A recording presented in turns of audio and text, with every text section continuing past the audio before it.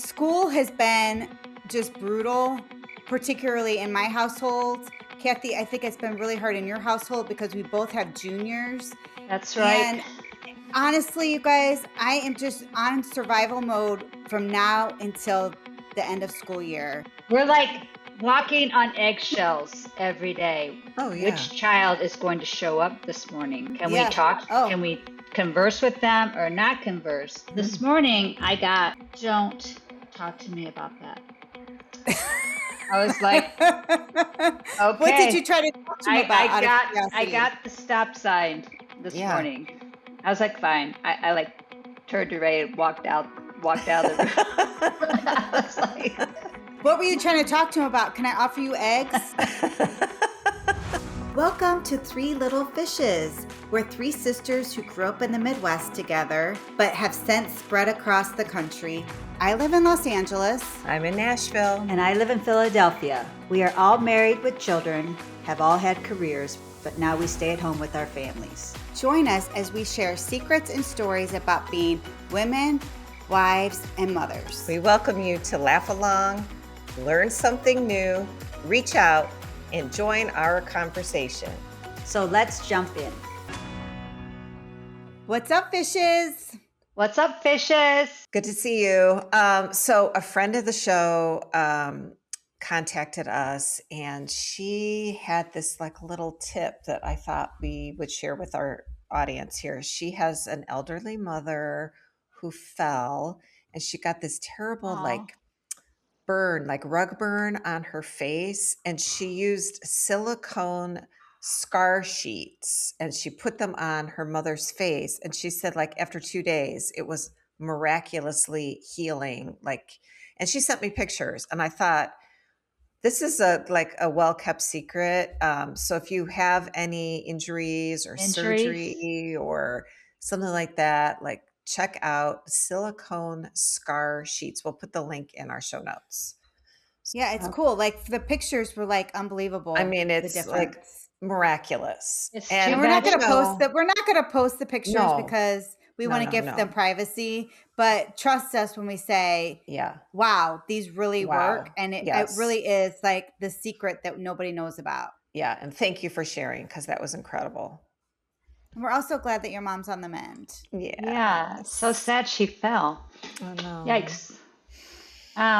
So we were talking what's on our minds, and what's on my mind and Linda's mind is we have some summer weddings that we're going to, and they're black tie optional, meaning that the wedding party is going to be in black tie. So you can either be black tie or you can be a little less dressed and like cocktail wear. Yeah, below the knee, preferably. I think that the meaning is don't show up in your sandals or flip-flops. We're fancy. Don't do it. Yeah, it's fancy. And it's like, fancy. What are we going to wear? I know. I really want our audience to give us some tips about where to buy stuff, because I've been looking online, and it seems like what's on trend right now for women is like this silk brocade dresses, but I'm not wearing that. Like, it's too stiff and uncomfortable for me.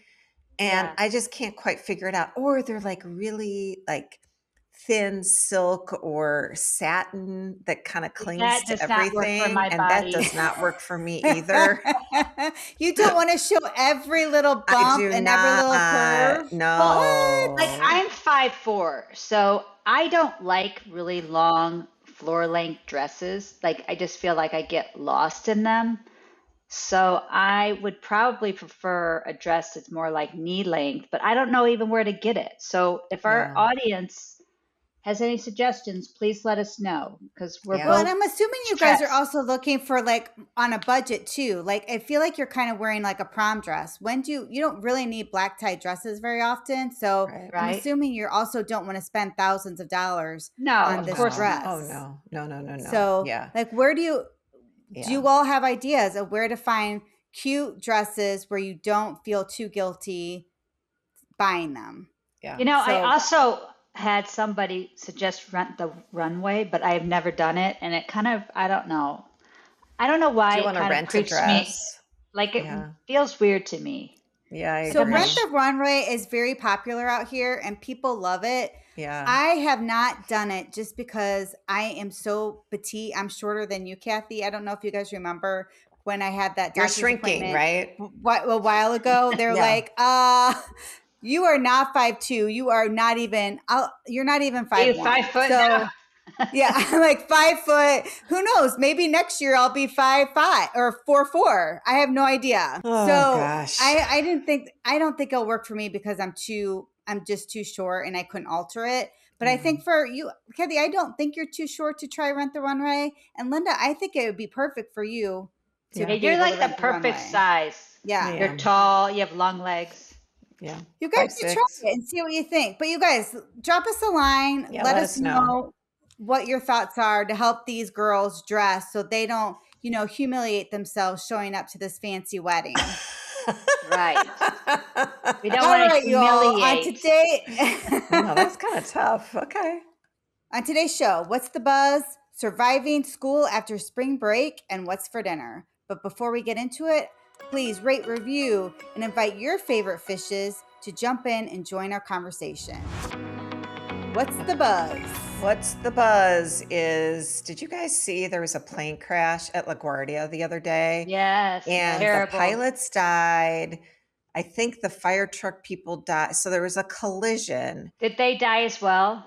I think they did. haven't really their said. truck got rolled because that plane had just landed and it was going like 100 miles an hour. And I will say it kind of like freaked me out a little bit. Like when I fly, I am always worried because it seems like accidents happen like up to 10 minutes after you take off and then like 10 minutes before you land and beyond. And so I'm always like doing extra prayers, like get me through this. It's like, it feels irrational because there aren't that many plane crashes, but then you see stuff like this and you're like, okay, it's not really irrational because it happens. Well, to be honest, it's happening more though. I don't know if feels you noticed, like more. The planes are more in the news. I don't know. that seems like that was an error in the control tower. But like, did you see that one of the flight attendants, like her seat was ejected out of the plane? And she survived. But she was in a jump seat, which is like more secure. Yeah. And so that's, I think, why she survived. And I'm just like, can you imagine? Seatbelts work. Right? Seatbelts work. But do we all need like jumpsuit, like over the shoulder, Maybe strap us in? That's what I think we all need. I know. I kind of get nervous. I'm a nervous little flyer. I hate to say that, but I think it's a control issue that I have. And I don't love it. I always feel relief when we land. Yeah. I feel like I told you, I think a couple podcasts ago, I had gone to Texas and we had severe turbulence coming back here to Philadelphia. And that scared me. And I was like, my husband was not with me because he used to be a pilot and nothing bothers him. So I'd always be like, should I be worried? He's like, no, Kathy, you're fine. I'm not sure that Peter would even tell you. I don't even think he would like confirm your fears, even if it was true. I think he would just be like, it's fine. I was festering. I'm like, oh my God, this is really bad. This is bad. Yeah, that's bad. Yeah. Well, I'm a little bit of a nervous flyer too, but I still do it all the time. Yeah. But I remember we had 3 little kids at home and mom and dad were watching our kids, and Rich and I were going on vacation I can't remember what we were doing, but we were getting on a plane together. And dad was like, you're getting on a plane together? Like, what if you crash? Then what happens to your children? And I was like, well, we have a will. Do you want me to tell you where it is? And he was like, yeah, I guess I need to know. Like, I wouldn't travel together if I were you. You have all these little kids. And I was like, oh. So that was not a relaxing flight because I was like extra worried that we were going to crash and like leave our children behind. I was like, okay, that was scary, but we made it, obviously. The other thing I don't really like with traveling is, I don't know if you guys know this, but outside Chicago, there's this huge quarry when you're going to Indiana. And I do not like going over that bridge. And then there's other bridges I don't like going over. Like there's one in Duluth. And Oh, Do you yes. remember in like 2007, I think it was, in Minnesota, a whole like road system like collapsed and like 15 people died because the bridge collapsed onto the highway below it. And then all these people were injured. And I was like, I don't like bridges. It also I'm probably doesn't scared. help that, like, when we go up to Canada as kids, we would have to drive through Duluth, Minnesota, and it's a gigantic bridge. It's And huge. mom hates that bridge. So every time we were going over the bridge, she's like, "We're going over the bridge. I Yeah. hate this bridge. We're going over the bridge." So now Yeah. I'm like, "Wait, why do you hate the bridge? Is something going to happen to the bridge?" So now Right. I actively am like, "Do I need to be worried about all bridges? Just this Duluth bridge?" Like, I don't know. It's all bridges for Yeah. me. I don't love them. Duluth is a little scary, I'm going to admit. Yeah. But I have to say, my irrational fear is, and I haven't done this in a while, but when I'm out skiing, I don't like the chairlifts and the Me neither. gondolas. I always am like, they're swaying back and forth. Are Yeah. they like going to just crash to the ground? And Yeah. then there was this thing in the news just a couple weeks ago that happened in Swiss Alps. This woman was in a gondola by herself and it detached from I the saw cable that. and That she was died. horrible. It like That was rolled down horrible. the hill. I mean, Yeah. that is Oh. my worst nightmare. Yeah. How sad. I mean, that is I not a mean, good way to go. I wonder what happened. Like, is it just like are they not doing safety checks or what? Well, they said it was very windy that day and maybe it just was too much. Yeah, I don't know. Yeah, I don't know. You know what I can't stand are Ferris wheels. That is one of my worst nightmares. Like, why people do that for fun, I don't understand. Like, I can't stand them at all. It's terrible. I don't want to go high. I don't want to look out. Those either. I feel like the wheel's gonna pop off and we're gonna come crashing down and like roll somewhere terrible. I mean, I don't know, but it's terrible. I And you know used what to else? not like them, but like they're getting smoother. And if you're in your own little like compartment, like there's one, the London Eye is really great. It's super smooth. And so I think if it's old and rickety, I don't like it. But if it's new and smooth and I have my own space, plus if they hand me champagne, I mean, I'm good. Oh, take your mind off of it. Yeah, it's a party in there. If I crash down, I'm like, oh, okay. Do you guys know what Waymos are? So Waymos are the self-driving cars, and we have a ton of them here in Los Angeles. And you see them, you know, they're just, there's no driver. You get in it like a cab, but it's self-driven. Right. And they freak me out because somebody's having to like program them. I find it so unnerving to see these self-driving cars everywhere. Does it say on the car it's self-driving? Well, it's got like a camera on the roof, right? Yes, it's like got this like big thing on the hood, and it's clear that it's self-driving. Mm-hmm. But you know, Riley was like, I'm gonna take a ride in one of those. I gotta have the experience. And I was like, oh gosh, do you? And he thought it was super cool, but that made me even more nervous. Yeah, I have never been in those. He thought it was super cool, and he was like, I felt completely safe. But I'm like, well, what if it goes awry? What if somebody hacks into it? Like, I mean, I feel like there's an endless possibility of a list of things that could go wrong. This is your irrational fear now, is the 1000%. Like somebody hacking it, like, Die Hard or like MacGyvered it somehow. Yeah. Would you guys ever ride in one? So I would ride in one. I never have. I've been in some scary taxi rides, and I'm like, I think a self-driving car would be safer. Seriously. You're not worried that some spy guy is going to hack it? I mean, I don't know. No, not right now. I've been in some scary cabs too. Like, I think I talked about this once where I was in Portland, Oregon, and I got into a cab and I had to go like an hour away. And my cabbie, about halfway through, I was like, this guy is stoned. He is stoned and I'm in the middle of nowhere and there's no escape. I can't even get out of this car because there's nothing around. When I got to my destination, I was like thanking God that I had made it in one piece.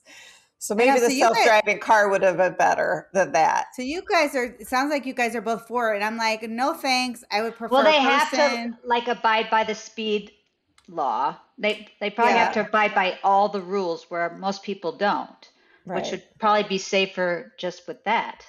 Right. I know, but I Unless just feel like I get it. I mean, the hacking thing is kind of scary. You know, of course, I am. One of my irrational fears is setting my house on fire with my dryer. So I know you so talk much about laundry. that like weekly. I don't know what's wrong with me. I've never had a fire. I don't know why I'm worried about it, but like every day I think, oh, I got to get out the lint so I don't start a fire in my house. Like every day. That's crazy. That is crazy. That is a little bit crazy. Why?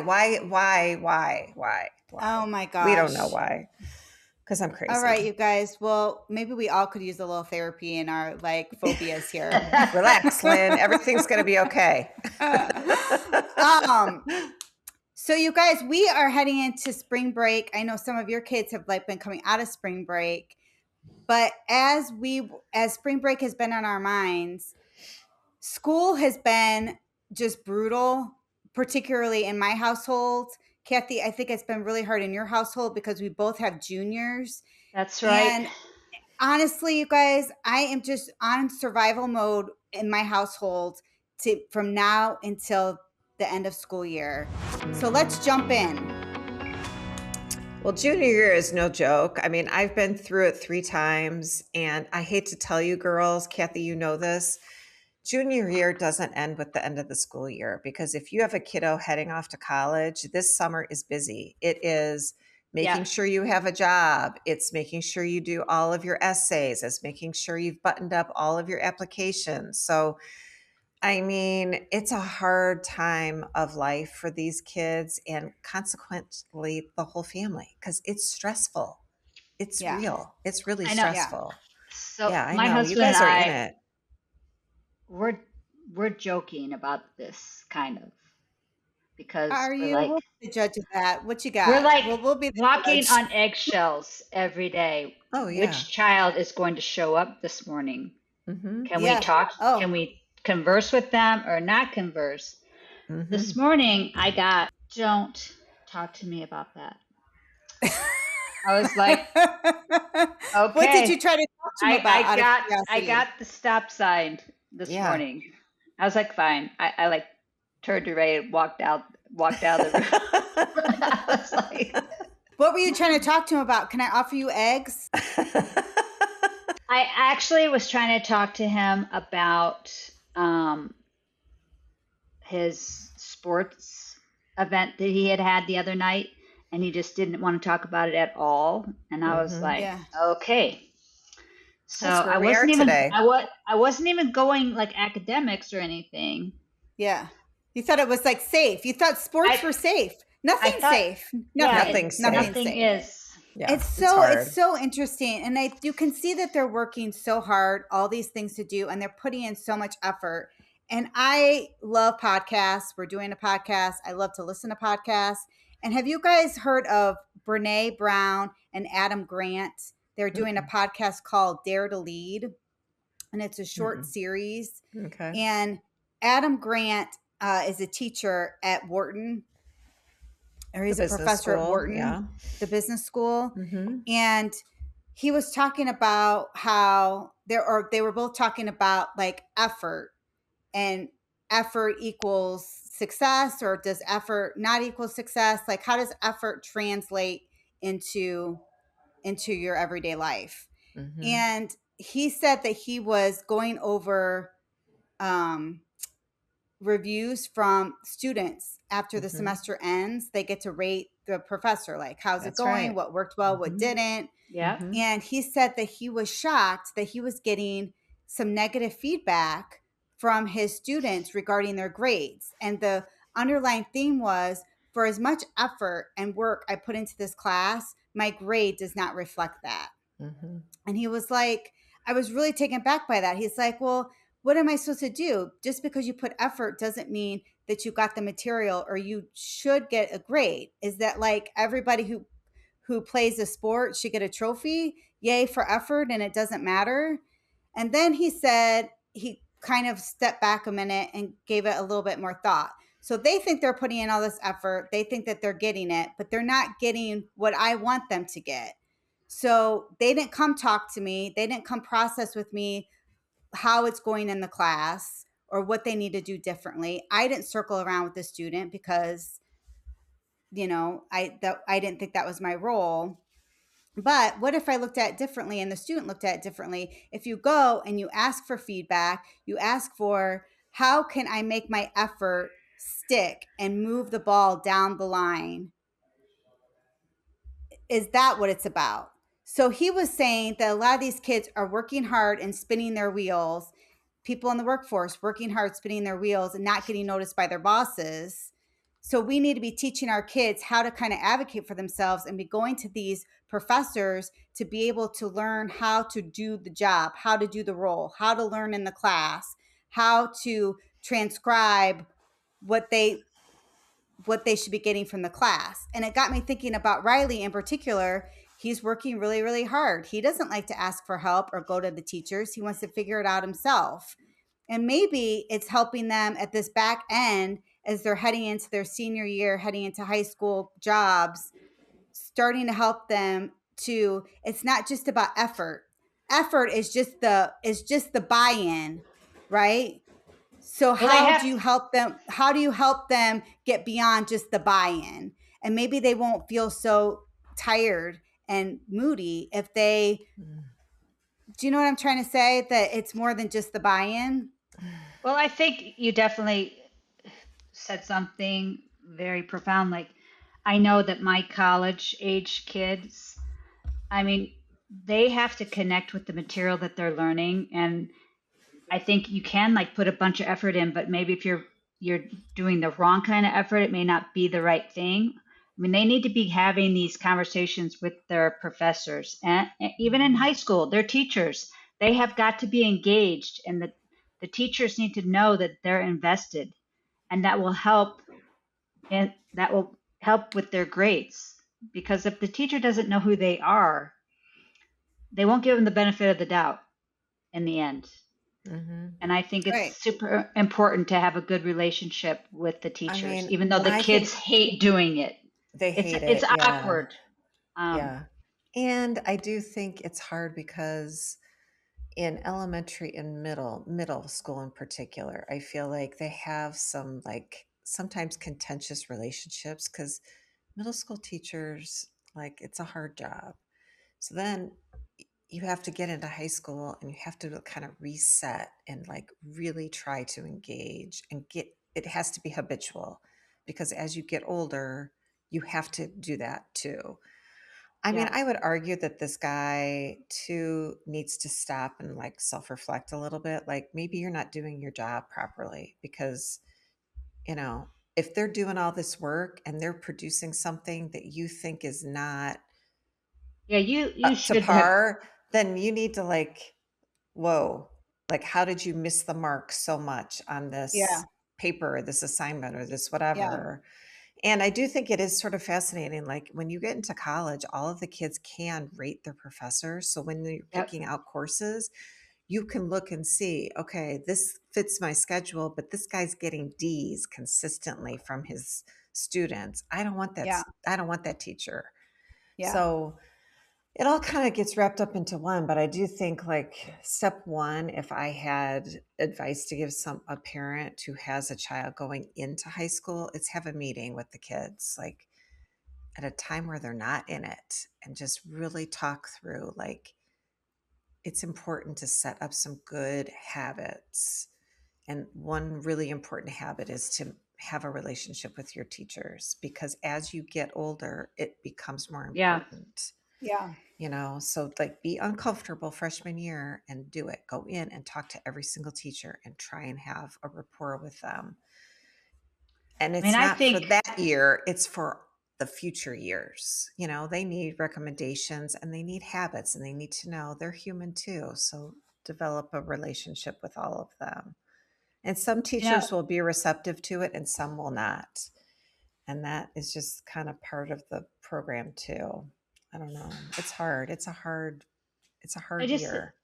I think the main thing kids have to realize going into high school is they really have to focus on their GPA. It really does matter. Mm-hmm. And you need to set yourself up for success. And some AP classes as you get older also are good, but don't like completely overload yourself that you're completely stressed out. But that shows grit if you're taking some harder classes. You got Mm-hmm. to prepare for that SAT because it is real and it's Mm-hmm. coming Yeah. back. People think like it was going to go away forever during COVID, but Yeah. some It's schools I back. think some schools I think are keeping with that, but there are schools now that are bringing it back. So Mm-hmm. you're going to have to prepare well for that exam, and it's hard. I Yeah. think also, Kathy, I didn't mean to interrupt, but I think also they like to see that you're taking the challenge of taking it. They want to know, like, are you willing to take that extra step? Yeah. But some of the things I was thinking about to like, or we are thinking about is like how to survive after spring break is just a few things like the communication, like I just talked about with that professor. Like, I think it's really important that these Yeah. kids are talking to their teacher coming back. This is the last push. What do I Right. need to do? What do you Right. need to see You from have to me? stay on How can top I, of it. yeah, Mm-hmm. like what do I need to do? I think sleep. I don't think my kid is getting enough sleep. I don't know what's happening in your houses, but I worry that he is just not getting enough sleep. Yeah, I do think It, sleep is super important. I think exercise is important to help with stress. yeah. Um, I think these kids have to take a breath though and realize like it is so stressful. And I think I have a few kids that are really stressed, and I think just letting them know it's going to work out. Like It you will. feel like the weight of the world is on you right now, but it's going to work out, and just be assured that it will. Just give Mm-hmm. it Well, your and Kathy, all and it'll happen. well, and I wonder if that could also be like what you mean, what you could also mean is like redefining success. Like what does that look like for you to finish out a successful year? Maybe it's changed when it was at the beginning of the semester to what it is now. I mean, I think really we're talking specifically to those kids heading off to college, but I think, you know what it is too? It's like all these kids, they hate being asked, okay, how's it going? How's school? Have you got your applications? Yeah. Do you know where you're going to go? What are you going to What do do you when you're want? grown up? What are you going to like? So like as Yeah. the adults in the space, it really try to like bite your tongue and not ask those questions. Just be like, my standard question for kids when they're in senior year is, what are you going to do next fall? Instead of like, where are you going to school? Because some don't go to school right away. Some take a gap year. Right. Some go into the military. Some go into trades or whatever. What are you going to Right. do? Where are you going to land? I'm excited for you. I'm not their parent. So, like, that's fine. As the You know, parent, it's, okay, let's get a plan in place. How's it going? You're going to get in some places, you're not getting into other places. Everything's going to be okay. One moment at a time. It's hard. Yeah. so if we were to give people like surviving coming back from spring break, I know Kathy and I are really thinking about particularly our juniors, but I know kids who are just starting high school who are freshmen. This has been their first year. It's been really hard on them. It's a real change to be able to go into the high school career heading. So what's our advice? What would be one tip that you would give, Linda, like to survive this back half? What's one tip? I think just, stay the course. Just, when it's not the heat of the moment, just remind them that you love them and just stay the course. Your hard work is paying off and it's going to be okay. Stay the course. Yeah. What about you, Kathy? What's your I one? I What's agree your with one that. note? I think, if you're putting in the hard work and every day, it's going to work out. Just believe in yourself and not Mhm. let it get you down so much. I would just also say I would just reemphasize too that you have to sleep and take care of yourself. That's super important. If you're too tired or you're sick, you're not going to be able to do well. Mhm. And it's okay to take breaks, take a deep breath, Yeah. and it's all going to get done. And I think the number one thing is to communicate. You have to communicate with your teachers, you have to communicate with us. You don't have to tell us every little feeling that you're having, but you got to leave the door open so you're not in it by yourself. You feel like you are, but you're not. You have support. I mean, Lean that on it. is so huge. I mean, the weight of the world is on these kids' shoulders, and it is not on their shoulders. Like, just make sure your kiddos know how much you love them and you're proud of them, no matter what happens. It's, we love them. Good luck out there. All right, y'all. What's for dinner? My son plays lacrosse, and this week's dinner, the junior class is providing the meal for the lacrosse team. It's kind of every class provides it during the season, and this is our time. So they were asking, it's going to be, we're getting like barbecue, like catered barbecue is being brought in, but they were asking people that they needed a bunch of sides. And so I was like, I'll do the macaroni and cheese. And then I called the place, and I just thought it was kind of expensive for what it was. And I was like, well, maybe I can do It's it noodles like and cheese. Like, how expensive does it need to be? less expensive and be like good quality food. It's just your time, right? Yeah. So why not? So I got this idea in my head thinking, oh, this is like a no big deal brainer meal. Well, it turned out to be bigger than I thought because I have to feed 50 kids, 50 people. Yeah, that's a lot of macaroni. So I got a recipe online, and then of course I have to like double it. And then I went to the store and I got all this like pasta, and then it's the cheese that's expensive to buy.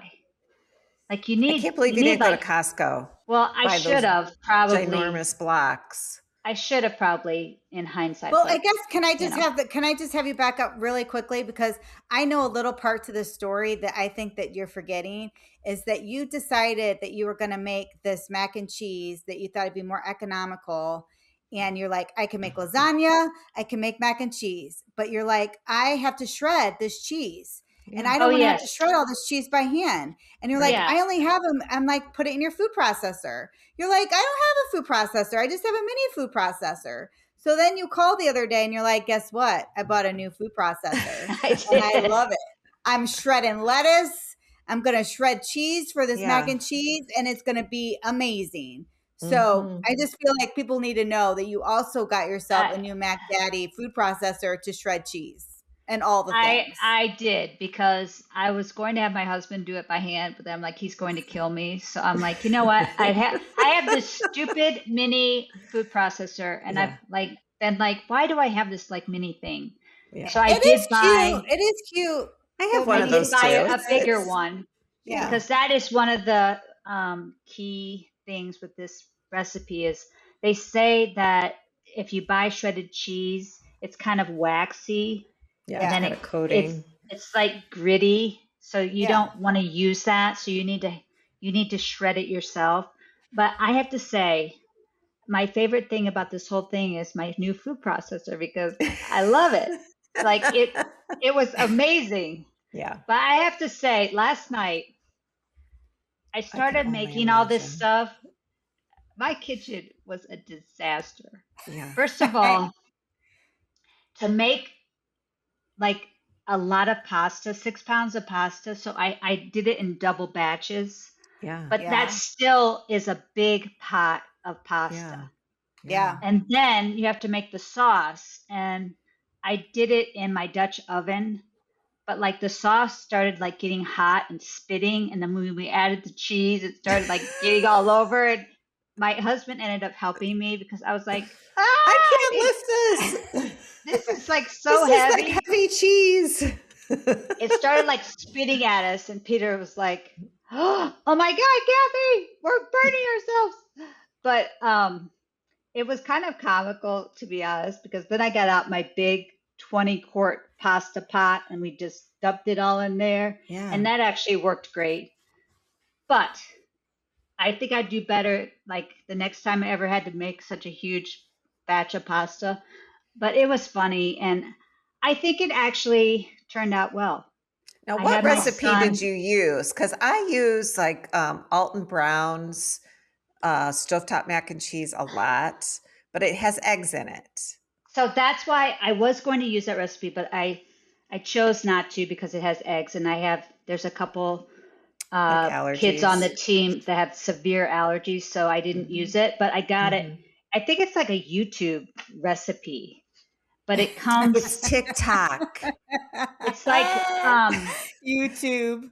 But it's like a lot of just cheese, evaporated milk, butter. Yeah, it's basic. Salt, pepper. I'll post a recipe that I made. So my son tried it. Is it good? Yes, we all tried it, and I made my son try it, and he's like, "This is really good, Mom." So good. I think it is a win. You did it. You did it. But it took me a long time, and then I had to clean up my entire kitchen. I had to like Mac Daddy clean because that cheese got everywhere. Well, so I guess note to self was, I'm not an industrial kitchen. Like, it's like big time when you're cooking for that many people. And you need a helper. So thanks to my husband, Peter, shout out, because he was very nice last night. So yay, Pete. So Kathy, would you do this recipe again and just do it just the one pan? Like, would you take this on again? Yeah, I probably would like just do a smaller serving just so you don't have so much. Yeah. But I mean, a 25 batch is still huge. So that's a I big definitely would. Yeah. Yeah. Well, I can't wait to hear how the boys like it because it's tonight. They better like it. Yeah. Yeah, they will. And you don't have any burn marks, right? Because like hot cheese can like burn you. I'm not hurt. Thank goodness. Silicone scar sheets. No scar sheets for me, but I actually got some on Peter's sweater. Which he wasn't happy about. Well, I'm sure the boys appreciate the effort. Good job, Kath. You all should try this mac and cheese that Kathy's going to post in the show notes and let us know what you think. Is it worth the hype or no? Well, we want to thank you for listening to our podcast and letting us sisters jump into your day. Please continue to follow us at threelittlefishes.com/show notes and make sure you sign up for our exclusive content and recipes. Follow us at 3LFpod on social media to be part of our daily conversation. Please have a wonderful weekend. Fishes out.